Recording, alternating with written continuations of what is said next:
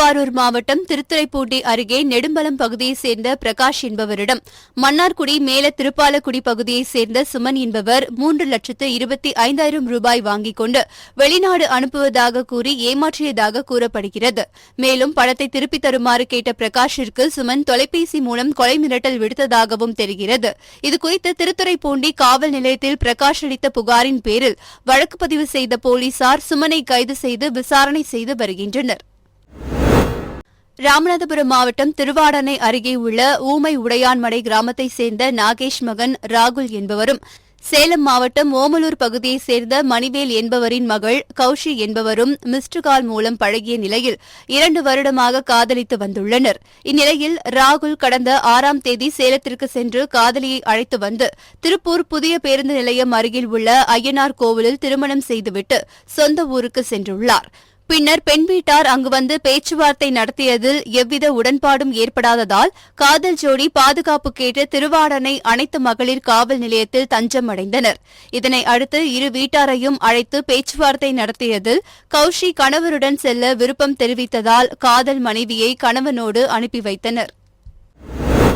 கள்ளக்குறிச்சியில் உள்ள தனியார் பள்ளி மைதானத்தில் கள்ளக்குறிச்சி வட்டார போக்குவரத்து அலுவலகம் சார்பில் பேருந்து ஆய்வு முகாம் நடைபெற்றது. இதில் திருக்கோவிலூர் வட்டத்திற்குட்பட்ட 8 பள்ளிகளில் உள்ள 74 பள்ளி பேருந்துகள் மாவட்ட ஆய்வுக் குழுவினரால் ஆய்வு மேற்கொள்ளப்பட்டுள்ளது. தொடர்ந்து போக்குவரத்து துறை மற்றும் தீயணைப்புத் துறையினர் சார்பில் விபத்து காலங்களில் பேருந்து ஓட்டுநர்கள் மேற்கொள்ளப்பட வேண்டிய பாதுகாப்பு நடவடிக்கைகள் குறித்து விழிப்புணர்வு செயல் விளக்க பயிற்சி ஓட்டுநர்களுக்கு வழங்கப்பட்டது. இம்முகாமில் மாவட்ட ஆட்சியர் ஷர்வன்குமார் கலந்து கொண்டு பள்ளி பேருந்துகளின் இயக்க நிலை மற்றும் பாதுகாப்பு குறித்து ஆய்வு மேற்கொண்டார். இந்த ஆய்வின் போது கள்ளக்குறிச்சி வருவாய் கோட்டாட்சியர் லூர்துசாமி மற்றும் அரசு அலுவலர்கள் உடனிருந்தனர். கடலூர் மாவட்டம் சிதம்பரம் வட்டார போக்குவரத்து அலுவலகம் சார்பில் சிதம்பரம் புறவழிச்சாலையில் உள்ள ஸ்ரீ சரஸ்வதி வித்யாலயா பள்ளியில் பள்ளி மற்றும் கல்லூரி வாகனங்கள் ஆய்வுக்கு உட்படுத்தப்பட்டன. இதில் சிதம்பரம் சாராட்சியர் ரஷ்மி ராணி தலைமையில் பள்ளி ஓட்டுநர்களுக்கு போக்குவரத்து விதிகள் குறித்தும் வாகனங்களை பாதுகாப்பாக இயக்குவது குறித்தும் தீ விபத்து மற்றும் வாகன விபத்து நேரங்களில் எப்படி செயல்படுவது என்பது குறித்தும் அதிகாரிகள் உரிய விளக்கம் அளித்தனர். இதையடுத்து சாராட்சியர் ரஷ்மி ராணி, மோட்டார் வாகன ஆய்வாளர் அருணாச்சலம் ஆகியோர் வாகனங்களை ஆய்வு செய்தனர். சிவகங்கை மாவட்டம் மானாமதுரை நகராட்சி அலுவலகம் அருகே நகர் திமுக சார்பில் அமைக்கப்பட்ட நீர்மோர் பந்தலை கூட்டுறவுத்துறை அமைச்சர் பெரிய கருப்பன் திறந்து வைத்து பொதுமக்களுக்கு தர்பூசணி, நொங்கு, இளநீர், மோர், பழரசம் மற்றும் பழங்களை வழங்கினார். முன்னதாக பேசிய அவர் 10 ஆண்டு கால அதிமுக ஆட்சியின் அவலங்களையும் 3 ஆண்டு கால திமுக அரசின் சாதனைகளையும் விளக்கி பேசினார். எடப்பாடி தலைமையிலான ஊழல் நிறைந்த ஆட்சிக்கு தமிழ்நாட்டு மக்கள் விடை கொடுத்து தமிழகத்தை ஆளுகின்ற பொறுப்பினை நம்முடைய முதலமைச்சருடைய கையில தலையில ஒரு சாத்தியமான ஒரு நிலைமை நிலவியது. காரணம் மிகப்பெரிய நெருக்கடி பல்வேறு வகையில். ஒருபுறம் கடந்த ஆட்சியாளர்களுடைய முறைகேடான நிர்வாகத்தின் காரணமாக அரசனுடைய கஜானா சூறையாடப்பட்டது. ஆக கஜானாவில் எந்த இருப்பும் இல்லை. அதையும் கடந்த 6 லட்சம் கோடி ரூபாய் கடன் சுமையை வாங்கி வைத்து விட்டு அந்த பழனிசாமி தலைமையிலான ஆட்சி விரட்டி அளிக்கப்பட்டது. ஒட்டுமொத்தமாக சொல்ல வேண்டும் என்றால் மாநில உரிமைகள் பறிமுதக்கப்பட்ட ஆட்சிதான் கடந்த 10 ஆண்டு கால அதிமுக ஆட்சி. அதிலிருந்து விடுதலை பெற்ற தமிழகத்தில் ஒளியேற்றுகின்ற காரியத்தை நம்முடைய முதலமைச்சர் அவர்கள் படிப்படியாக செய்து காட்டினார். நான் முதல்வன் திட்டத்தின் கீழ் உயர்கல்விக்கு வழிகாட்டும் கல்லூரி கனவு நிகழ்ச்சி திண்டுக்கல்லில் தனியார் கலை மற்றும் அறிவியல் கல்லூரியில் மாவட்ட ஆட்சியர் பூங்கொடி தலைமையில் நடைபெற்றது. இந்நிகழ்ச்சியில் பேசிய மாவட்ட ஆட்சியர் பூங்கொடி, இங்கு தெரிவிக்கப்படும் கருத்துக்களை நன்கு கவனித்து தங்கள் உயர்கல்விக்கு தேவையான அறிவுரைகளை பயன்படுத்தி உயர்கல்வி கற்று தங்கள் வாழ்க்கை தரத்தை மேம்படுத்திக் கொள்ள வேண்டும் என்று கேட்டுக் கொண்டார். காஞ்சிபுரம் மாவட்டம் குன்றத்தூர் அடுத்த 3ஆம் கட்டளை ரோட்டு சாலையில் மணிகண்டன், யுவராணி தம்பதியினர் வசித்து வந்தனர். இவர்களுக்கு பிரவீன்குமார், கிருபா என 2 பிள்ளைகள் உள்ளனர். இந்நிலையில் கணவன், மனைவி இருவரும் வீட்டில் டிவி பார்த்துக் கொண்டிருந்தனர். அப்போது விட்டுவிட்டு படம் வந்ததால் டிவியின் பின்புறம் உள்ள கேபிளை தொட்டபோது உயர் மின்னழுத்தம் கேபிள் வயர் வழியே பாய்ந்து மணிகண்டன் சம்பவ இடத்திலேயே உயிரிழந்தார். மேலும் அவருடைய மனைவி யுவராணியின் இடது கை முற்றிலும் எரிந்து தீக்கிரையானது. இதனை அடுத்து யுவராணி மீட்கப்பட்டு ஆபத்தான நிலையில் மருத்துவமனையில் அனுமதிக்கப்பட்டுள்ளார். மின்வாரிய ஊழியர்கள் உயர் மின் கம்பிகளை சரியாக பராமரிக்காமல் இருந்ததே இந்த உயிரிழப்புக்கு காரணம் என்று அப்பகுதி மக்கள் குற்றம் சாட்டுகின்றனர். நாகை மாவட்டம் பனங்குடி காலனி தெருவை சேர்ந்தவர் காத்தவராயன். கூலி விவசாயியான இவர் வீட்டிலிருந்து சைக்கிளில் முட்டை வாங்குவதற்காக பனங்குடி நோக்கி சென்றுள்ளார். அப்போது அங்குள்ள தமிழ்நாடு நுகர்பொருள் வாணிப கழக கிடங்கிற்கு நெல் மூட்டை ஏற்றி செல்ல வந்த லாரி மோதியதில் சைக்கிளில் வந்த காத்தவராயன் தூக்கி வீசப்பட்டு சம்பவ இடத்திலேயே உயிரிழந்தார். இதனால் ஆத்திரமடைந்த பகுதிவாசிகள் நாகை சன்னாநல்லூர் தேசிய நெடுஞ்சாலையில் சாலை மறியல் போராட்டத்தில் ஈடுபட்டனர். இதனை அடுத்து தகவல் அறிந்து சம்பவ இடத்திற்கு சென்ற நாகூர் போலீசார் லாரியை பறிமுதல் செய்தனர். மேலும் லாரி ஓட்டுநர் மீது நடவடிக்கை எடுக்கப்படும் என்றும் வேகத்தடை விரைந்து அமைக்கப்படும் எனவும் உறுதியளித்தனர். இதனை அடுத்து அனைவரும் போராட்டத்தை கைவிட்டு கலைந்து சென்றனர். விழுப்புரம் மாவட்டம் மரக்காணம் அருகே உள்ள கீழ்புத்துப்பட்டு கிராமத்தில் ராஜேந்திரன் என்பவருக்கு சொந்தமான பட்டாசு ஆலை செயல்பட்டு வருகிறது. ஆலையில் வழக்கம் போல் பணியாளர்கள் மற்றும் ஆலையின் உரிமையாளர் பணி செய்து கொண்டிருக்கும்போது திடீரென தீ விபத்து ஏற்பட்டுள்ளது. இதனை அடுத்து விபத்தில் சிக்கிக் கொண்ட பட்டாசு ஆலையின் உரிமையாளர் ராஜேந்திரன், கௌரி ஆண்டாள் ஆகியோரை உடன் பணியாற்றியவர்கள் காப்பாற்றி புதுச்சேரியில் உள்ள தனியார் மருத்துவமனையில் அனுமதித்தனர். இந்த விபத்தில் ஆலையில் பணிபுரிந்தவர்கள் அதிர்ஷ்டவசமாக உயிர் தப்பினர். இந்த விபத்து குறித்து மரக்காணம் போலீசார் வழக்கு பதிவு செய்து விசாரணை செய்து வருகின்றனர். ராமநாதபுரம் மாவட்டம் முதுகுளத்தூர் அருகே உள்ள சாம்பகுளம் ஊராட்சிக்கு உட்பட்ட இந்திரா நகர் பகுதியில் 100க்கும் மேற்பட்ட குடும்பங்கள் வசித்து வருகின்றனர்.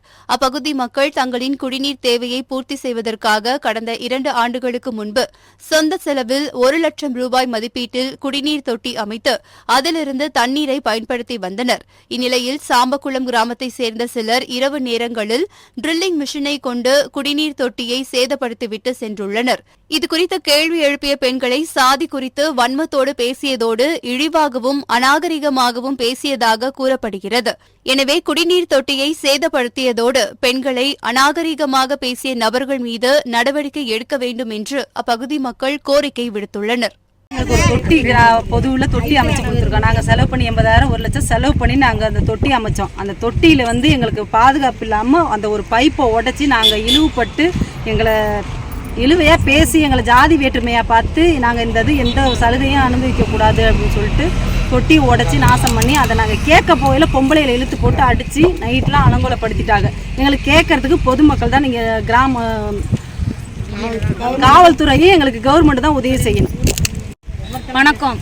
ராமநாதபுரம் மாவட்டம் முதுகுளத்தூர் தாலுகா பக்கத்தில் இருக்கிற இந்திரா நகர் காலனி, சாம்பக்குளம் இந்திரா நகர் காலனி நாங்கள் வசித்து வருகிறோம். பக்கத்தில் எங்களுக்கு ஒரு குடிநீர் வேறு எந்த குடிநீர் வசதியும் எங்களுக்கு கிடையாது. ஒரு குடிநீர் தொட்டி மட்டும் இங்கே இருக்குது. சாதி எங்கள் பக்கத்தில் உள்ள எங்கள் ஊருக்கு உள்ள ஆளுக தான் சாதி வேற்றுமையினால எங்கள் ட்ரில் மிஷின் வச்சு எங்கள் தொட்டியை சேதப்படுத்திட்டாங்க. கேட்க வந்த மகளிரில் தகாத வார்த்தைகளை பேசி சேலை பிடிச்சலாம் எடுத்து அசிங்கப்படுத்தி எங்களை ஜாதி பேரை சொல்லி ரொம்ப அவமானப்படுத்தினாங்க. கேட்டதுக்கு பெண்களை எல்லாம் அடிச்சு போட்டாங்க. எங்களுக்கு சரியான சப்போர்ட் கிடையாது. காவல்துறையிட்ட போனோம், அவங்களுக்கு கூட எங்களுக்கு சரியாக சப்போர்ட் பண்ண மாட்டாங்க. எங்களுக்கு அரசு தான் நீங்கள் என்ன நடவடிக்கை எடுத்துக்கிட்டீங்க. ராணிப்பேட்டை மாவட்ட ஆட்சியர் அலுவலகம் முன்பு தமிழ்நாடு ஊரக வளர்ச்சித்துறை அலுவலர்கள் சார்பில் 3 அம்ச கோரிக்கைகளை வலியுறுத்தி ஆர்ப்பாட்டம் நடைபெற்றது. இந்த ஆர்ப்பாட்டத்தில் ராமநாதபுரம் மாவட்ட ஊராட்சி செயலர் சந்தோஷம் என்பவர் தொடர்ந்து ஊழியர்களுக்கு எதிராக விரோத போக்கினை கடைபிடித்து வரும் செயல்களை கண்டிப்பதாகவும் அவரை ஊராட்சி செயலாளர் பொறுப்பிலிருந்து விடுவிக்க வேண்டும், அம்மாவட்ட முன்னாள் ஊராட்சி செயலர் மற்றும் ஊராட்சி அலுவலக ஊழியர்களின் மீது காவல் நிலையத்தில் அளிக்கப்பட்டுள்ள புகார் மனுவை திரும்பப் பெறுவதற்கு தமிழக அரசு உரிய நடவடிக்கை எடுக்க வேண்டும் உள்ளிட்ட கோரிக்கைகள் வலியுறுத்தப்பட்டது. விருதுநகர் மாவட்டத்தில் உள்ள தனியார் பள்ளி பேருந்துகளின் பாதுகாப்பு அம்சங்கள் குறித்து ஆயுதப்படை மைதானத்தில் வைத்து வட்டார போக்குவரத்து அலுவலர் குழுவினர் ஆய்வு செய்தனர். இந்த ஆய்வில் 471 பேருந்துகள் தகுதி பெற்ற நிலையில் 51 பேருந்துகள் முழு தகுதி இல்லாததால் முழு தகுதியற்றவையாக நிராகரிக்கப்பட்டு குறைபாடுகளை சரிசெய்து மீண்டும் ஆய்வுக்கு கொண்டுவர அறிவுறுத்தப்பட்டுள்ளது. மேலும் 103 பேருந்துகள் தகுதி சான்று பெற்ற பின்னர் ஆய்வுக்கு உட்படுத்தப்பட உள்ளதாக தெரிவிக்கப்பட்டுள்ளது. திருவள்ளூர் மாவட்டம் கன்னிகைப்பேர் ஊராட்சியைச் சேர்ந்த விவசாயி சார்லஸ் நைனியம்மாள் தம்பதியரின் மகள் தமிழரசி 12ஆம் வகுப்பு பொதுத் தேர்வில் 595 மதிப்பெண்கள் எடுத்து மாவட்டத்தில் முதல் மாணவியாக தேர்ச்சி பெற்றார்.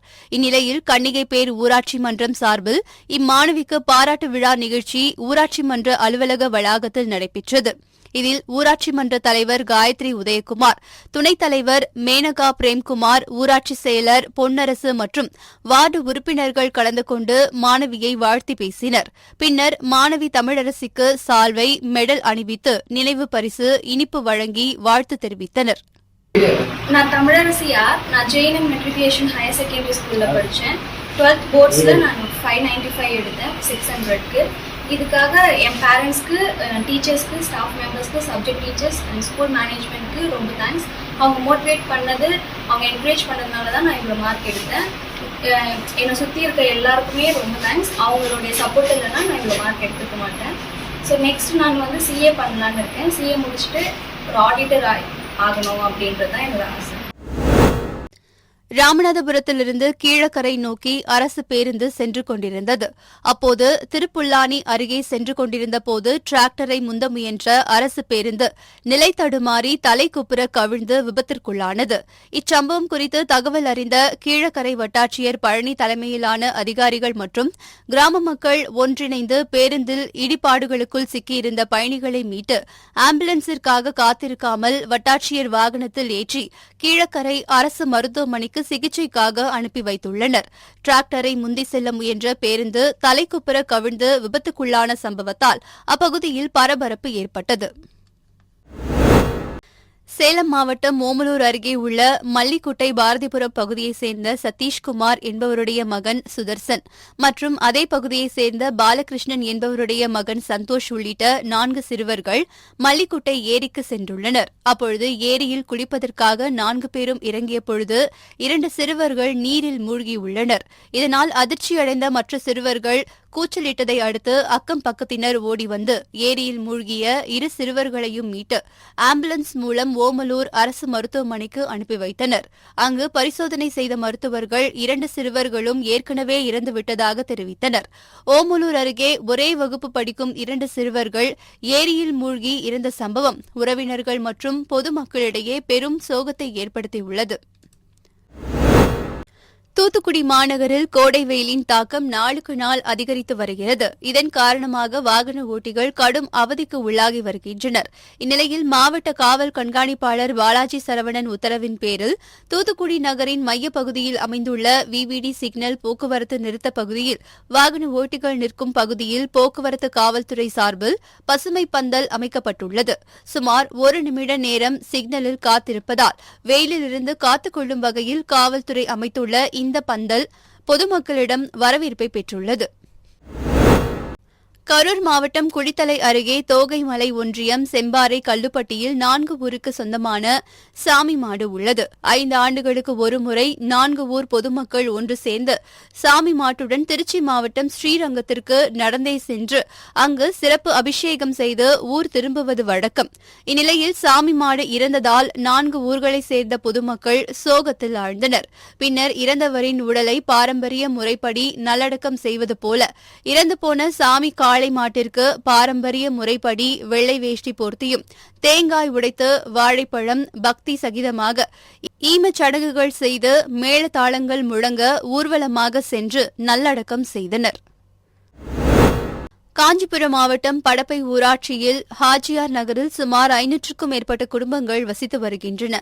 ஹாஜியார் நகர் அருகே மின்சார கம்பத்திலிருந்து மற்றொரு மின்சார கம்பத்திற்கு செல்லும் உயர் மின்னழுத்த கம்பிகள் மிகவும் தாழ்வாக செல்வதால் பொதுமக்கள் மிகுந்த அச்சத்துடன் அந்த சாலையை கடக்கின்றனர். மேலும் இப்பகுதிகளில் அவசர காலத்தில் கனரக வாகனங்கள் உள்ளிட்ட தீயணைப்புத்துறை வாகனங்கள், அவசர ஊர்திகள் உள்ளிட்டவை செல்ல முடியாத நிலை உள்ளது. எனவே அசம்பாவிதம் நடப்பதற்கு முன்பே உடனடியாக புதிய மின் கம்பங்களை நட்டு உயரத்தில் மின் வயர்களை பொருத்த மின்துறை நடவடிக்கை எடுக்க வேண்டும் என அப்பகுதி மக்கள் கோரிக்கை விடுத்துள்ளனர். சிவகங்கை மாவட்டம் காரைக்குடியில் இயங்கும் தனியார் பள்ளி வாகனங்கள் கூட்டாய்வினை தேவக்கோட்டை வருவாய் கோட்டாட்சியர் பாலுதுரை தொடக்கி வைத்தார். இதனைத் தொடர்ந்து காரைக்குடி டிஎஸ்பி பிரகாஷ், மோட்டார் வாகன ஆய்வாளர் விஜயகுமார், மாவட்ட கல்வி அலுவலர் செந்தில்குமரன் ஆகியோர் இணைந்து 270 பள்ளி வாகனங்களை கூட்டாய்வு செய்தனர். இந்த ஆய்வில் அரசின் விதிமுறைகளை பூர்த்தி செய்யாமல் கொண்டுவரப்பட்டிருந்த வாகனங்களுக்கு நோட்டீஸ் வழங்கப்பட்டுள்ளது. இந்த வாகனங்கள் குறைகளை சரிசெய்து வாகன தணிக்கைக்கு கொண்டுவர வேண்டும் என அறிவுறுத்தப்பட்டுள்ளது. மேலும் மாணவர்கள் காயமடைந்தால் எவ்வாறு முதலுதவி சிகிச்சை அளிப்பது என்று பள்ளி வாகன ஓட்டுநர்களுக்கு விளக்கி கூறப்பட்டது. சேலம் இரும்பாலை எதிரே உள்ள ஓம் சக்தி நகர் பி பிளாக்கில் ஓய்வு பெற்ற மின்வாரிய ஊழியர் தனது மனைவி ஜெகதாம்பாள் உடன் வசித்து வந்தார். இவர்களுக்கு குழந்தை இல்லாததால் பல வருடங்களாக மன உளைச்சலில் இருந்ததாக கூறப்படுகிறது. இந்நிலையில் இவரது சகோதரர் வெங்கடாச்சலம் போனில் தொடர்பு கொண்டபோது எடுக்காததால் நேரில் வந்துள்ளார். அப்போது அருகில் வசிப்பவர்கள் வீட்டிலிருந்து துர்நாற்றம் வீசுவதாக கூறியதை அடுத்து வெங்கடாச்சலம் இரும்பாலை காவல் நிலையத்திற்கு தகவல் தெரிவித்துள்ளார். அதன் பேரில் போலீசார் சம்பவ இடத்திற்கு சென்று வீட்டை உடைத்து உள்ளே சென்று பார்த்தபோது கணவன் மனைவி இருவரும் அழுகிய நிலையில் சடலமாக கிடந்துள்ளனர். மேலும் வீட்டில் வைக்கப்பட்டிருந்த நகை, பணம் அப்படியே இருந்ததால் யாரும் கொலை செய்ததற்கான அடையாளங்கள் இல்லை. இருப்பினும் போலீசார் உடலை கைப்பற்றி பிரேத பரிசோதனைக்காக சேலம் அரசு மருத்துவமனைக்கு அனுப்பி வைத்து விசாரணை நடத்தி வருகின்றனர்.